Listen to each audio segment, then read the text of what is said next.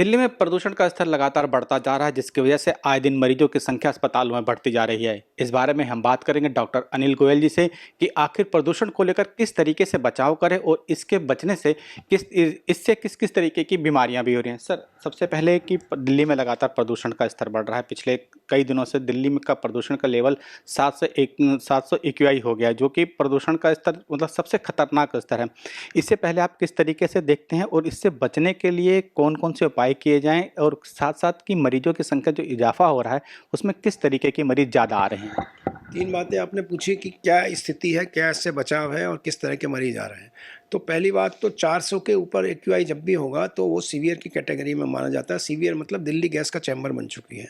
Gas chamber वो जो gas जो आप ब्रीथ कर रहे हैं, आप लोगों को ये जानना ज़रूरी है कि उसमें सल्फ़र ऑक्साइड है, उसमें नाइट्रोजन ऑक्साइड है, उसमें कार्बन मोनोऑक्साइड जैसी जहरीली गैसें हैं, उसमें लेड पार्टिकल जैसे हैवी मेटल पॉइज़निंग जैसे पार्टिकल्स हैं, उसमें पार्टिकुलेट मैटर जो डस्ट है और उसके साथ ये सब मिलकर स्मोक जो बना रहे हैं, वो एक जहरीला गैस है वो जो आपके सांस के माध्यम से वो अंदर ले रहे हैं।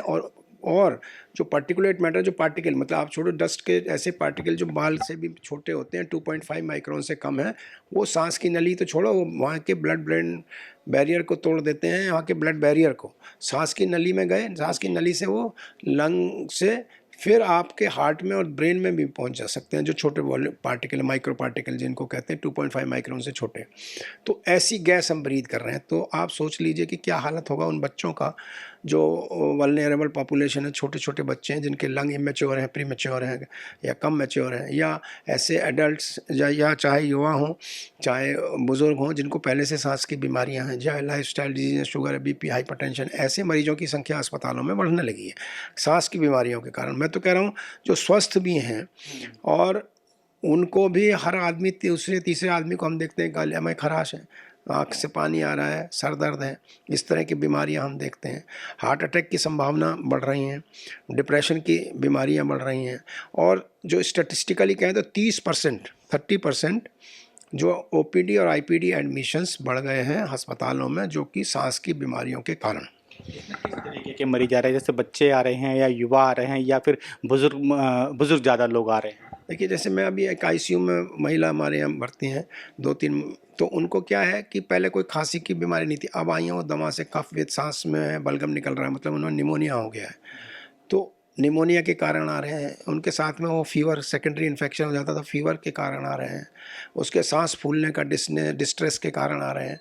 ऐसे मरीज आ रहे हैं जिनको कि बाईपैप मशीन या सपोर्ट ऑक्सीजन सपोर्ट देने की ज़रूरत पड़ रही है, या कई बार वेंटिलेटर की भी ज़रूरत पड़ती है, खास तौर से अगर उनका लंग पहले से ही कमज़ोर है, लंग डिजीज़ है, chronic obstructive airway disease, COPD जिसको हम कहते हैं। बच्चों के मामले में वही सांस फूलना है, बुखार है, इन्फेक्शन है, इस तरह के, या बहुत ज़्यादा रनिंग नोज़ है, गला ख़राब है, ऐसे भी मरीज़ ओपीडी में बहुत आ रहे हैं। जो जिस तरीके से दिल्ली का प्रदूषण लगातार बढ़ता जा रहा है, क्या इसमें गर्भवती महिलाओं को भी इस पे असर आ रहा है और साथ-साथ जो उनके साथ उनके गर्भ में बच्चा पल रहा है, क्या उस पर भी इसका कुछ असर देखने को मिल रहा है? देखिए, इसको इस तरह से भी ले सकते हैं कि जो गर्भवती महिलाएं हैं वो 40 से 50 सिगरेट प्रतिदिन एक पैसिव स्मोकर की तरह वो पी रही हैं। तो आप जो सिगरेट स्मोकिंग के जो जो नुकसान है वो बच्चे को और उनके बच्चे को और खुद को वो होंगे, तो निश्चित रूप से आईयूजीआर या growth retardation, intrauterine growth retardation, बच्चे की ग्रोथ कम होगी, बच्चे का वजन कम होगा और उसमें फिर प्रीमेच्योर डिलीवरी के चांसेस बढ़ जाते हैं।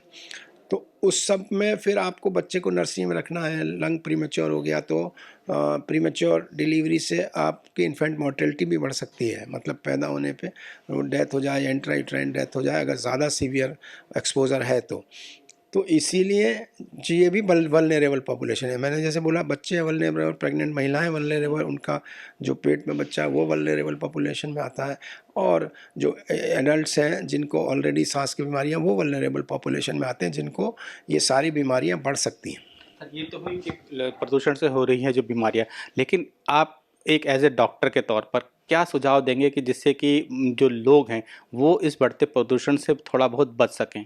देखिए, मैं तो सबसे पहले ये कहूँगा कि आज की डेट में 400 एक्यूआई के पार है तो N95 ये मास्क यूज़ करें आप। N95 में जिस तरह का देख रहे हैं आप, एक फ़िल्टर होता है जो बाहर की हवा को फ़िल्टर करके आपके सांस के रास्ते से अंदर लेते हैं, तो 95% पॉल्यूटेंट्स को वो बाहर छोड़ देता है। तो N95 मास्क पहने। मैं तो ये कहूँगा कि आप कार पूलिंग करो।